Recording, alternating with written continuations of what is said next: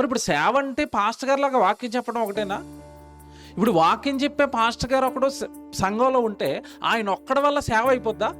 మీరు చెప్పండి, అవుతుందా? ఆ సేవకుడికి వెనకాల తోడుగా మరింతమంది సేవకులు కావాలి. సంఘస్థులు సేవకులుగా మారాలి.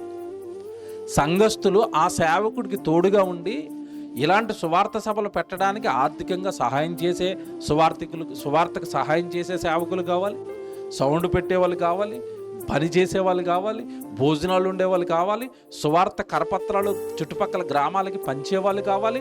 సువార్త పని నానా విధాలుగా ఉంటుంది, సేవ నానా విధాలుగా ఉంటుంది. ఏదో ఒక పని నీ వలన దేవుడికి జరగాలి, అది నువ్వు దేవుడికి చేయవలసిన సేవ. సంఘంలో సేవకుడు సేవ చేయాలంటే చాలా పరిచర్య ఉంటుంది. మందిరాన్ని శుభ్రం చేయాలి, సౌండ్లు పెట్టాలి, ఇగో లైట్లు కట్టాలి. మీటింగ్ పని అంటే ఈ పలానా పాస్టర్ గారు వస్తున్నారని కరపత్రాలు వేస్తే పట్టుకుని తిరగాలి, పోస్టర్లు వేస్తే పోస్టర్లు అతికించాలి, అందరికీ ఇంటింటికి తిరిగి సాయంత్రం మీటింగ్ ఉందమ్మా రండి దేవుడి మాటలు చెప్తారట అని అందరినీ తీసుకుని రావాలి, అందరినీ పురుగు అల్పాలి.